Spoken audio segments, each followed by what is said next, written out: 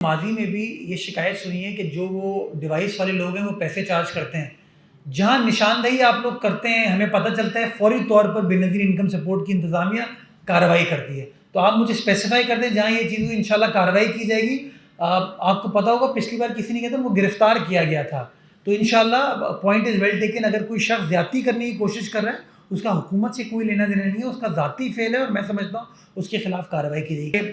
Pakistan Peoples party کا اور سندھ حکومت کی اسٹیٹڈ پوزیشن ہے کہ سینسز ہونے چاہیے, لیکن جینوئن پاپولیشن جو ہے ہمارے صوبے کی, میں کسی ایک اسپیسیفک شہر کی بھی بات نہیں, پورے صوبے کی, ہر ضلع کی, اس جینوئن پاپولیشن کو اپنے سینسس کے اندر کنوے کرنے کی ضرورت ہے.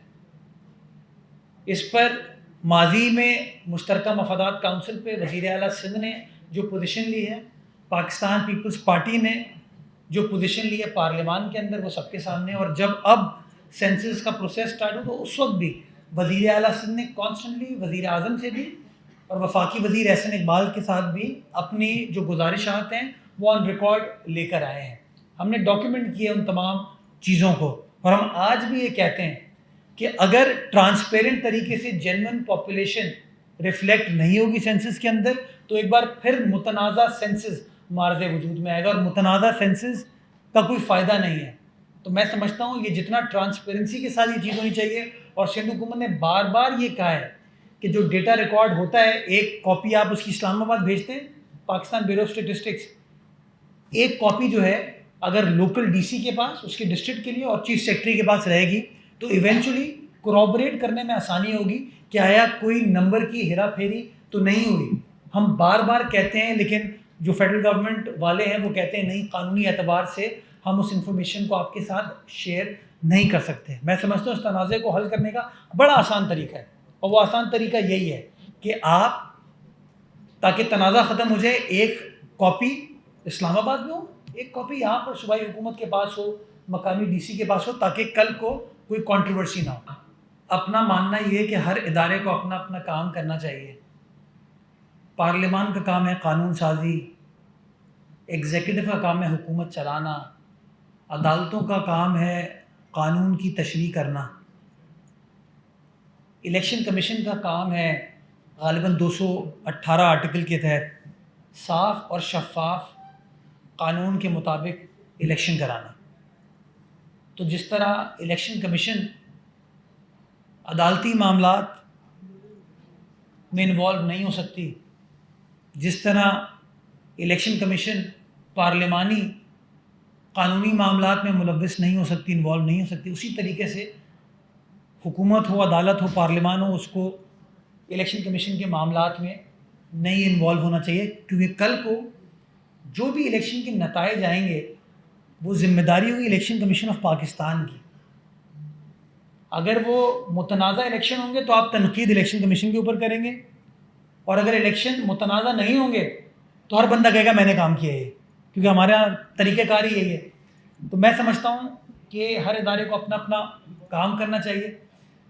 سیکشن 58 ہے غالباً الیکشنز ایکٹ کا, وہ الیکشن, وہ جو کہتے ہیں نا ایک سوال چل رہا ہے, میں میڈیا پہ دیکھتا ہوں کہ الیکشن شیڈیول چینج کرنے کا اختیار ان کو ہے یا نہیں ہے.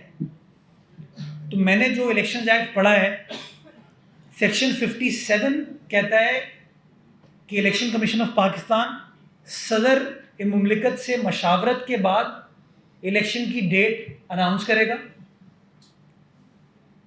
مشاورت کا ذکر ہے.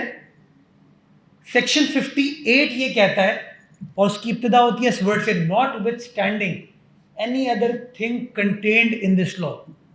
اس کو ہم قانونی اصطلاح میں کہتے ہیں نان آبسٹینٹے کلاز, یعنی کہ اس کلاز کو, اس آرٹیکل کو فوقیت حاصل ہے اور تمام پروویژنس کے مقابلے میں.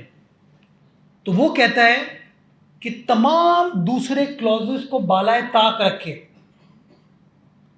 الیکشن کمیشن آف پاکستان کو یہ اختیار حاصل ہے کہ جو پولنگ ڈیٹ اور ڈیٹس ہیں اس کو تبدیل کر سکے کسی سے مشاورت کیے بغیر. یہ سیکشن 58 الیکشنز ایکٹ میں درج ہے. میں آپ تمام دوستوں کو کہوں گا اس کو پڑھ لیجئے. اور ناٹ وتھ اسٹینڈنگ کا ورڈ موجود ہے. میں تو سیاسی آدمی ہوں, کسی وکیل سے بھی جا کے پوچھے گا کہ ناٹ وتھ اسٹینڈنگ کا مطلب کیا ہوتا ہے. اور جس زمانے میں الیکشنز ایکٹ کی قانون سازی ہوئی تھی، میں خود سینٹ کا رکن تھا، اس کمیٹی کا رکن تھا، لا کمیٹی کا، میں نے بھی اس مشاورت میں حصہ لیا. وہ وزڈم 58 ڈالنے کا یہی تھا کہ کبھی کبھار ایسی صورتحال پیدا ہوتی ہے کہ آپ وہ شیڈیول فالو نہیں کر سکتے.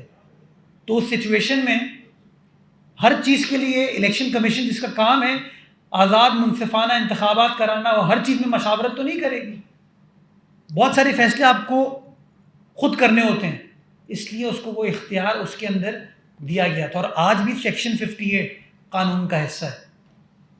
تو میں سمجھتا ہوں اس قانون کی موجودگی میں یہ جو سوال لوگ اٹھاتے ہیں نا کہ کیا الیکشن کمیشن تاریخ کو تبدیل کر سکتا ہے، نہیں کر سکتا، میری یہ رائے ہے کہ 58 کے ہوتے ہوئے آج بھی 58 موجود ہے، قانون سے نکالا نہیں گیا ہے.